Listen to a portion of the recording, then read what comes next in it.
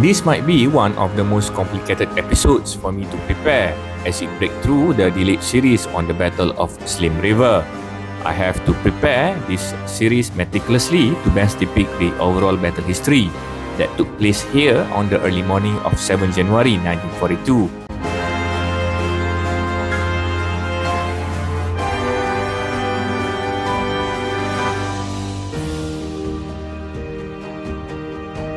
I've dug deep to understand what truly transpired on that fateful day, especially why 2 British brigades were annihilated during the battle, and it all points to one crucial distance, a short stretch of road between Milestone 61 and 62.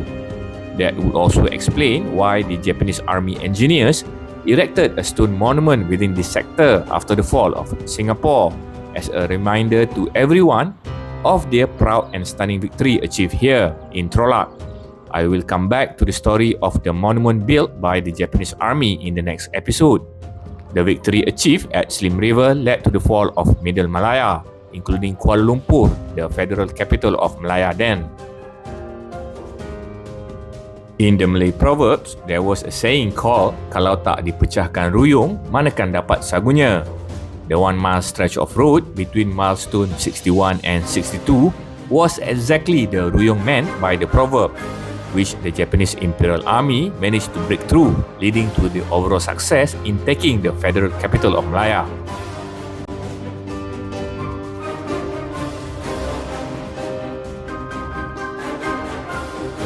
I've been through this area numerous times since 2022, conducting interviews with the locals and reconnoitering the area myself to better understand the road condition at the time when the battle occurred in 1942.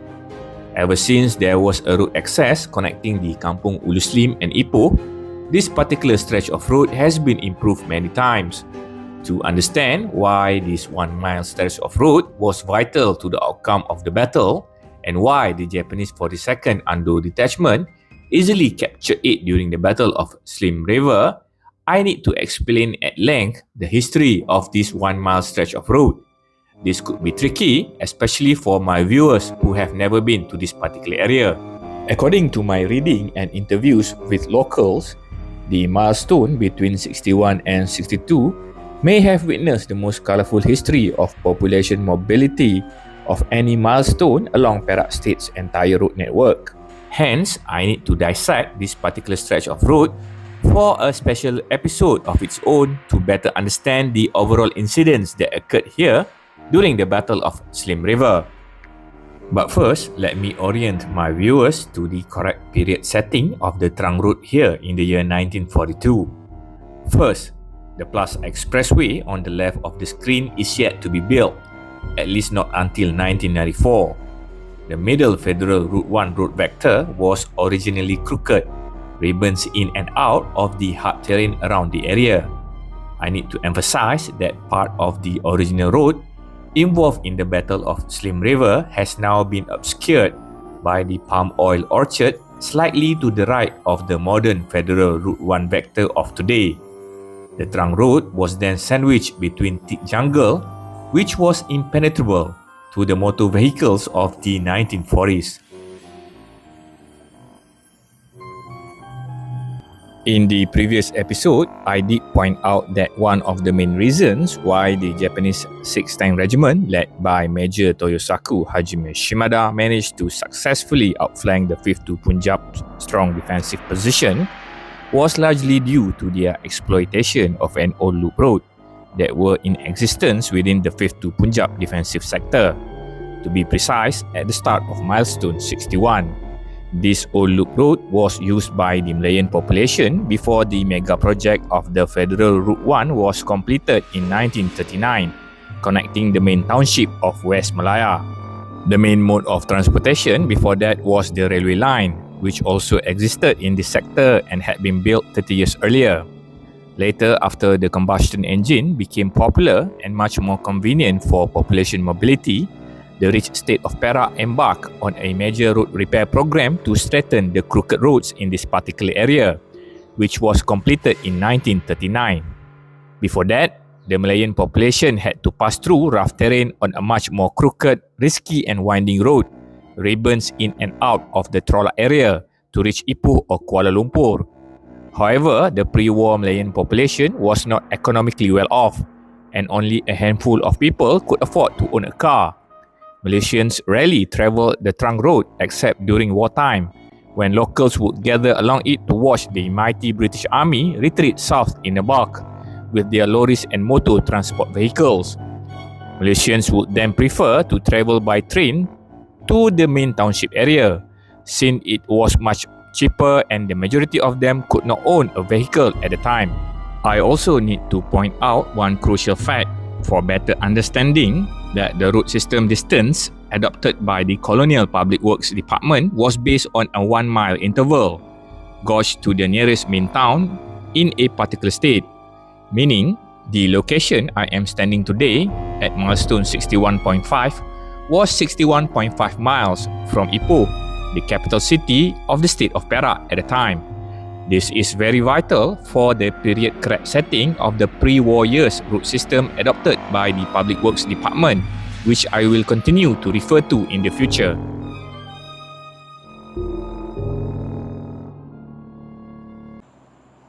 Hello, good afternoon. I'm still within the defensive sector held up by the 52 Punjab Battalion that was commanded by Lieutenant Colonel Cecil Deakin on the morning of 7 January 1942. In my previous episode, the episode 3, I have shown all my viewers the milestone marker number 3, where the unit of the 52 Punjab put up their roadblocks with cylindrical concrete roadblocks wrapped by dennet wire, and they put up anti-tank mines around the area. So I need to orientate my viewers where I am standing today. So if you can see this long stretch of a road, the current road condition actually doesn't do justice to the battle environment, which occurred almost 84 years back during the onset of the Battle of Slim River. We are within the Trolak sector. So if you can see, I need to orientate all of my viewers back again of the original road condition which was involved with the Battle of Slim River, especially the position held up or defended by the 52 Punjab Battalion commanded by Lieutenant Colonel Cecil Deakin. In the previous episode, I have shown all of you at around 300 yards in front of where I am standing, this old road vector which will bring us to the position held up by the D company of the 52 Punjab, and approximately around 1 mile ahead was the position held up by the 4th 19 Hyderabad, which was overrun just within 1 hour. So the courageous effort by the men of the D company 52 Punjab occurred at around 300 or 400 yards in front of where I am standing. That was the position where the 6th Tank Regiment, commanded by Major Toyosaku Hajime Shimada, managed to penetrate through. 2 of their forward tanks were destroyed. One was either shot by the 2-pounder anti-tank gun, and one of the tank also hit an anti-tank mines that was laid in the middle of the road. And because of the road obstacles that were put up by the men of the 52 Punjab, the D company, right around this position, this hill, I need to orientate my viewers so that you can get a better glimpse of the better condition occurred 84 years back. This road were just being built up by the British colonial government in the massive Federal Route 1 mega project.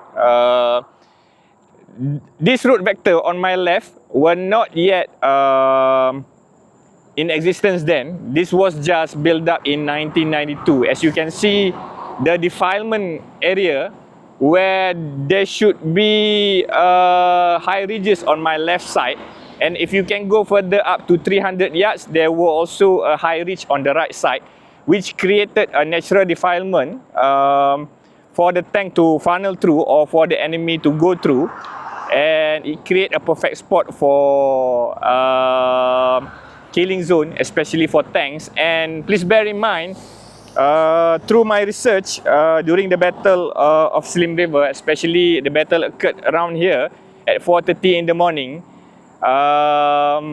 Lieutenant Colonel Ian Stewart, which was positioned at around 2 miles back, he put up the forward operating officer, which was Captain Tony Moore. He was the FOO for that particular morning. He has to direct an artillery fire of the 350th battery, which were positioned further back at Milestone 68 or Kampung Slim, which is currently the residential area for Slim River. So Captain Tony Moore was positioned in front of the D company, and there were an old loop road that was used by the vanguard unit of the 6th Tank Regiment to outflank the strong held up position that was defended by the Punjabi. So as you can see through this old map, the roadblock that were manned by the men of the D company were at around 300 or 400 yards. This area, if we can reimagine, were held up by the men of the C company of the 52 Punjab, and there was an old loop road that were used by the Malayan commuters on our right side. It has been obscured by this secondary jungle, but there were an existence of an old loop road that was used by the vanguard unit of the Japanese tank, which was also recorded in the Japanese intelligence map, because we know that Japanese spies that were operated under the African wing, they plot out all the route in Malaya, and for the possibility of it to be used by the Japanese invading forces during the Malayan Campaign, and rightly so, they used the road. This old loop road on my right side were not recorded in any of the British military map, because they only realized the existence of this 1939, post-1939 Federal Route 1 route. So it's very hard for us to discern this old loop road now. But this was the vector. There are some remnants of the old loop road. This one were used by the Japanese vanguard unit, at that time led by Lieutenant Sadanobu Watanabe, to outflank the strong position held up by the 52 Punjab. So the area where I am walking now possibly were held up by the men of the C company. The men of the D company, 52 Punjab, were positioned further up at around 300 or 400 yards from where I am standing. This new road were not yet in existence, so you can imagine after 1992 project, it has been cleared out and carved down to create a better straightened road condition for the modern commuters to use it. But let me tell you one very important findings. Between Milestone 61 to Milestone 62, 1 mile stretch of road from where I am standing now, where the 2nd Argyle's defensive position started at Milestone 62, this modern road condition doesn't do justice.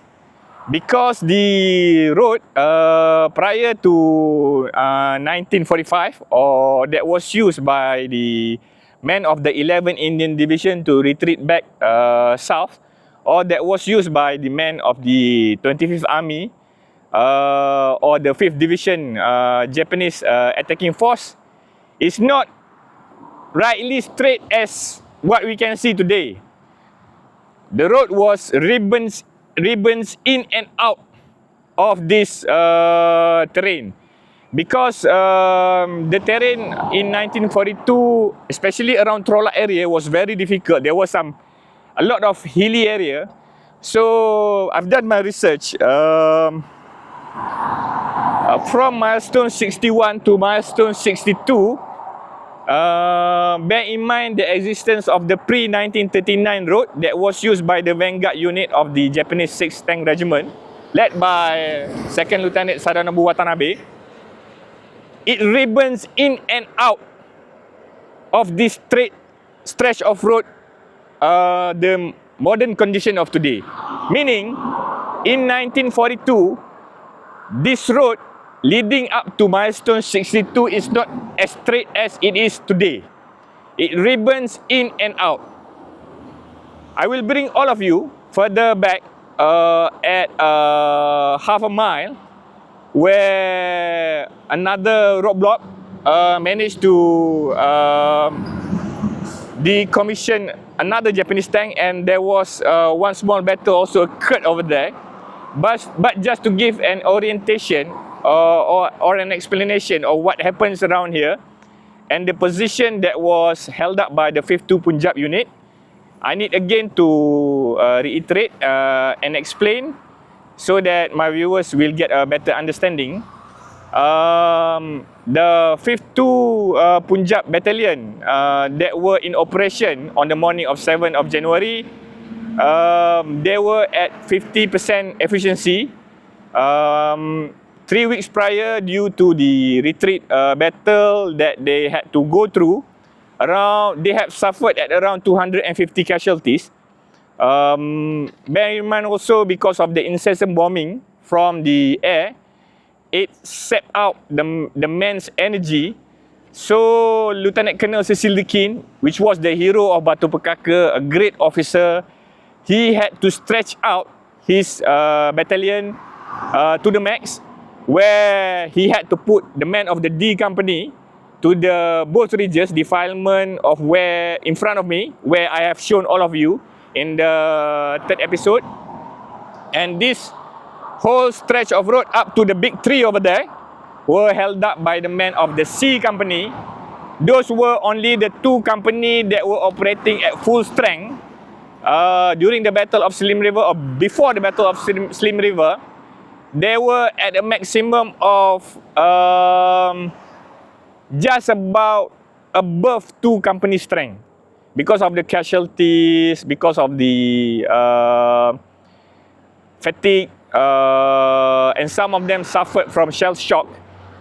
Lieutenant Colonel Cecil Deakin himself, the CO, with Major Webb, positioned himself at around a small hill in the modern age, had already been cleared out and flattened out, somewhere around that big tree on the left side of the road. I will bring all of you next over there.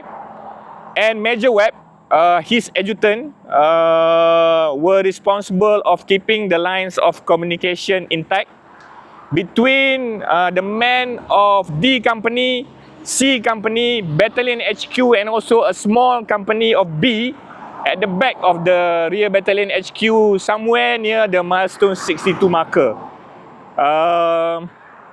So if you can imagine, I am here on a perfect day, ideal situation, with enough rest and sleep, already being feel sapped of my own energy due to Malayan heat and everything.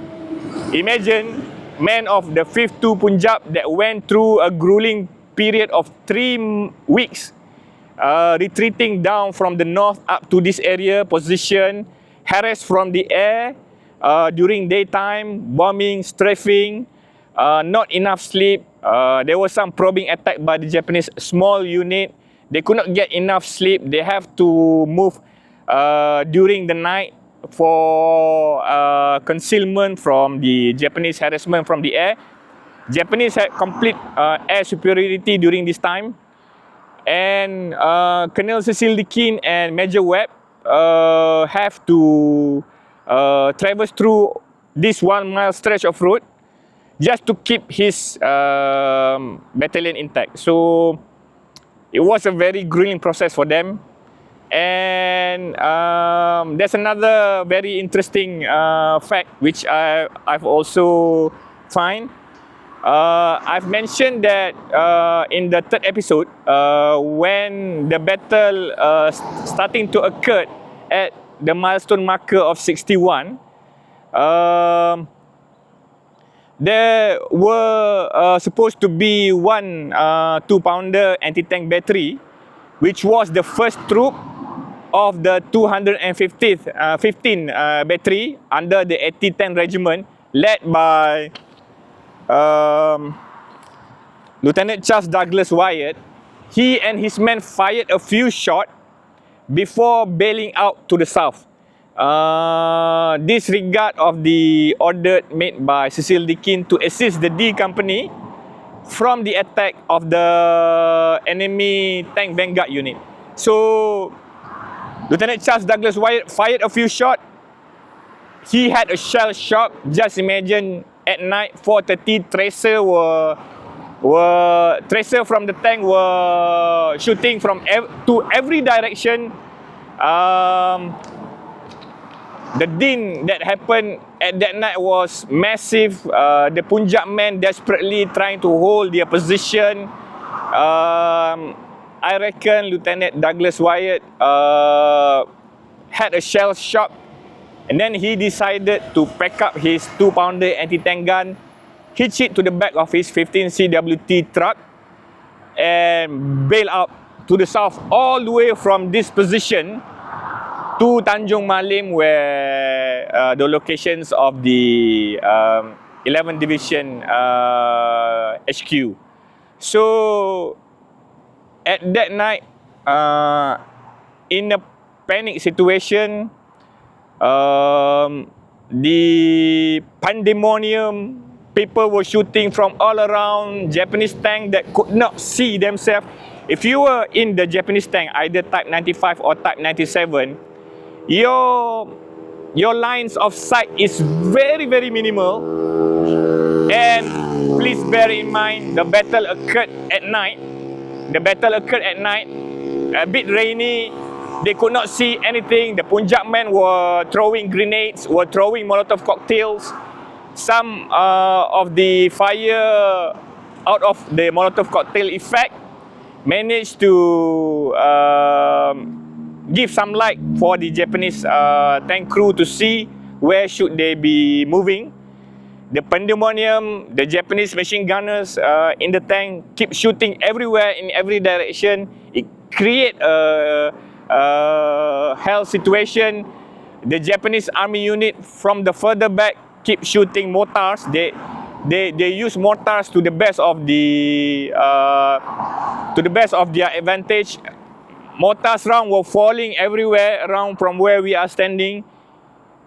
Lieutenant Charles Douglas Wyatt experienced a shell shock, panic, and then he decided by himself, hitching the 2-pounder gun to the back of his 15 CWT truck, and bail out from this defensive position.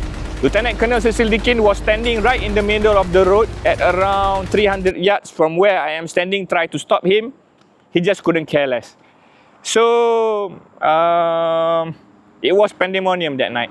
So now I will bring you all to the position where I believe Lieutenant Colonel Cecil Deakin was standing, directing the battle for the men of the D Company and C Company forward of his position. So we'll go there now. Military scholars have proposed several hypotheses as to why Lieutenant Colonel Ian McAllister Stewart overlooked the existence of several old loop roads within his brigade's defensive area. I pointed out in the previous episode that one strong reason for the quick overrun of the Punjab area by the enemy was the fatigue issues, beleaguered by the 5th to Punjab men. This distracted them from properly reconnoitering the trunk road and the surrounding areas around the jungle cuttings. In addition, they underestimated the enemy's ability to penetrate swiftly through the trunk road, which had been blocked by barbed wire and cylindrical roadblocks. This was opined by Lieutenant Colonel Ian McAllister Stewart and Brigadier Paris that the attacking forces of the enemy may find it difficult to outflank the strong 5th to Punjab defensive sector. If the initial plan by Stewart was to bomb the probing of Vanguard enemy unit with the 25-pounder gun that was in operation all the way back down the line. Moreover, the jungle along the trunk road between Milestone 60 and 62 was very thick and impenetrable, except near the two axes of the trunk road and the railway line. This belief was based on the British Army doctrine of the period, which was that the Japanese Imperial Army would send its infantry as the attacking unit and tanks as a support unit rather than vice versa.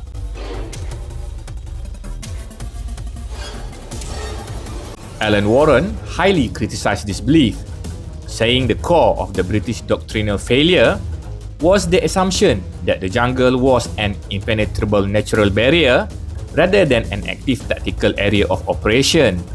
Hence, the strategies prepared by Lieutenant Colonel Stewart and Brigadier Paris before the Battle of Slim River were narrowed to possible action around two vertical axes, the railway line and the trunk road.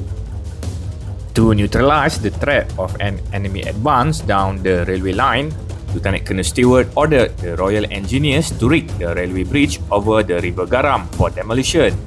Intelligence had reported that the Japanese 25th Army was equipped with convertible vehicles capable of operating on both roads and railway track. The bridge was swiftly destroyed when Japanese forces launched the attack on the 5th to Punjab position at Milestone 61. Unfortunately, the explosion also severed the only telegraph line connecting the front line to Brigadier Archibald Paris at the 11th Indian Division headquarters in Tanjung Malim. Communication between the Frontier Unit and Division HQ went dark at 5 a.m. Prompted by the loss of contact, Brigadier Paris dispatched his General Staff Officer 1, Colonel Arthur Harrison, from Tanjung Malim to Slim River to investigate.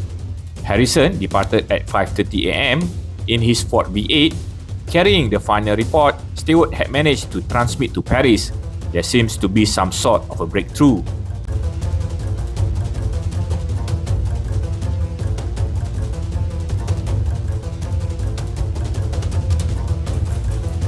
Military scholars have posited a hypothesis regarding Lieutenant Colonel Ian McAllister Stewart's decisions to leave the old loop road unmined by the Indian sappers and miners.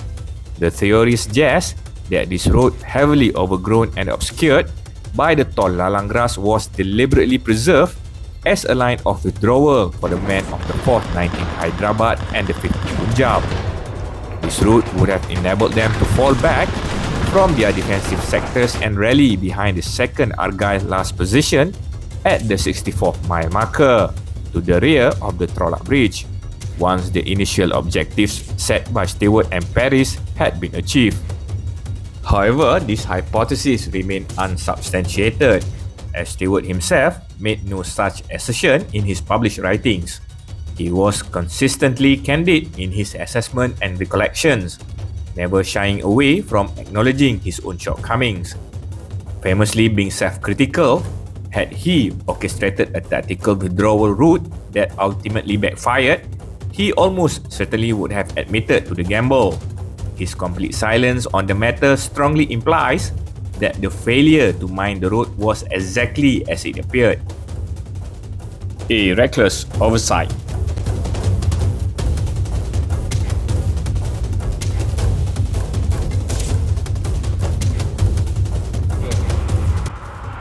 Okay, I am standing in my initial position just now at around 200 yards back, and the positions of the men of the D Company Punjab, which was in front of me at around 400 or 500 yards.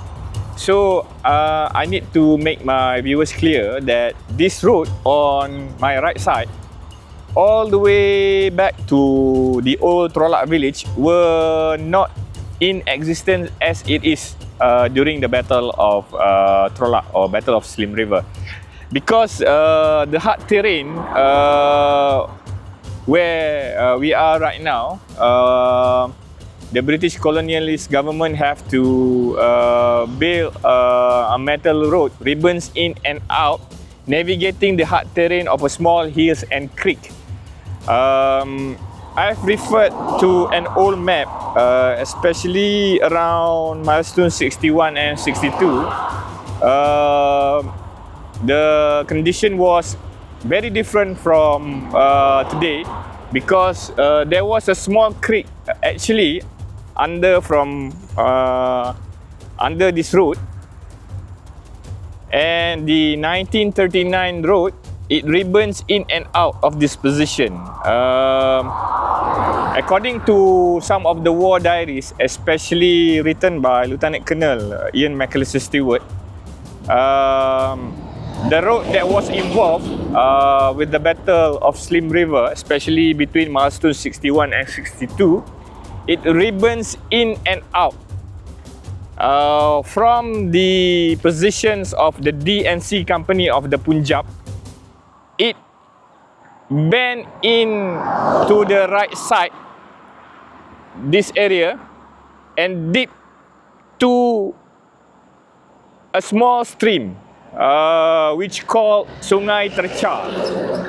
So in 1941 or 42, Lieutenant Colonel Ian McAllister Stewart actually jotted down the existence of Sungai Terca. We will try to find it, whether it's still in existence today, from the drone footage which I took.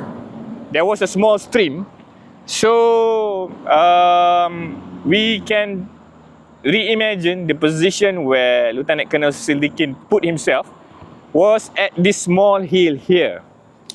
Nowadays, after 1992 and post 2000, the Malaysian government improved this road condition to straighten it out. But when I interviewed some of the locals, they recalled to me that this 1 mile stretch of road were not in existence before 2000. Meaning this stretch of road were improved early 2000, and some of the road were improved in 1992. So there were a number of government projects that tried to fix and improve this road condition. Through my interviews with the locals too, who live north of Trolak, they've mentioned to me this whole stretch of road were very dangerous. It created a threat during the first emergency years, and some of them recalled that there were one public bus that was ambushed by the communist terrorists right around this position. And in 1970s or early 80s, you can still see the charred remain of the public bus that were ambushed by the communist terrorists around this position right here. And the RTM transmitter tower, I will show all of you, which were right in front of the D Company defensive position now. During the Battle of Slim River were not yet erected. It was erected in 1950s. That structure, the RTM transmitter tower, it was built concretely as if it was a fort, so that they can face the possibility of it being ambushed by the communist terrorists during the trial period of the emergency years from 1948 to 1960. So the road that was involved during the Battle of Slim River, in particular north of Trolak from milestone 61 and 62, is not as it is today.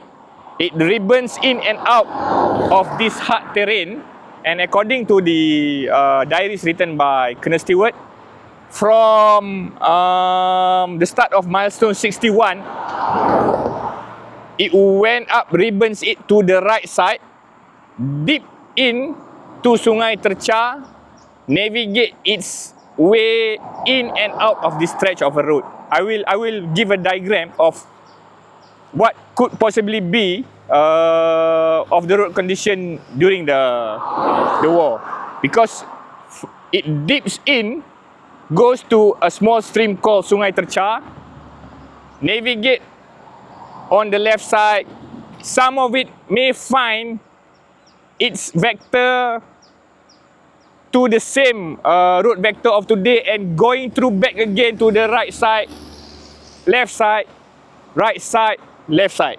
So it's very vital for us to understand so that it gives a better understanding of the complexity and hardship Lieutenant Colonel Cecil Deakin faced when he commanded his elevated battalion. So he remains firm to his position at right around this area, small ridges. There should be a small ridge here that could overseer his forward position, where men of the C and D Company, 5th to Punjab, were positioned right in front of us. And Colonel Cecil Deakin tried to stop Lieutenant Charles Douglas Wyatt from abandoning his post at the start of the Milestone 61 with his 2-pounder gun. So he was standing in the middle of the road, tried to stop Wyatt.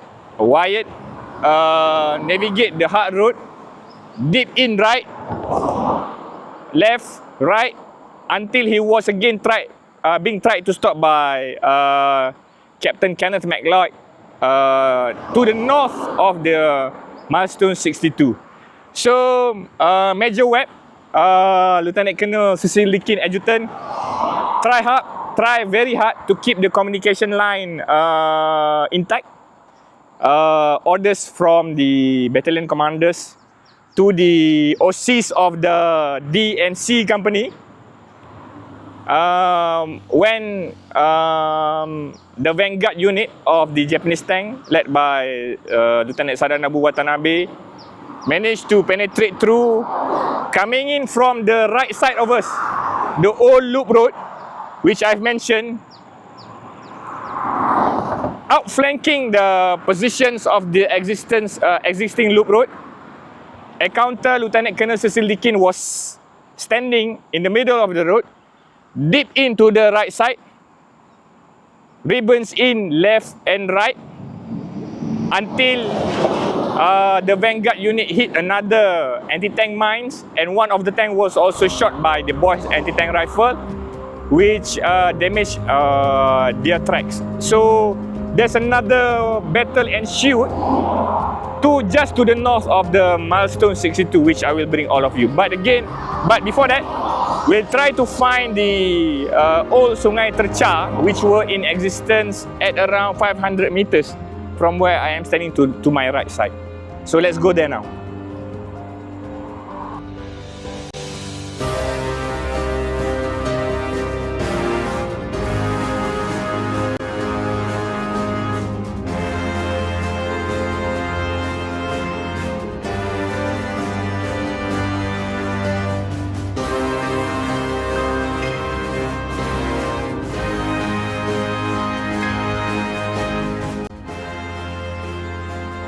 In our next episode, we are leaving the paved road behind. We'll venture off the beaten path to locate the elusive second loop road and pinpoint the exact spot where the final Japanese tank was knocked out of action. That single engagement sparked a frantic half-hour firefight before the Japanese 6th Tank Regiment capitalized on the breakthrough, unopposed all the way down the trunk road to Milestone 76, where the Slim River Bridge was located.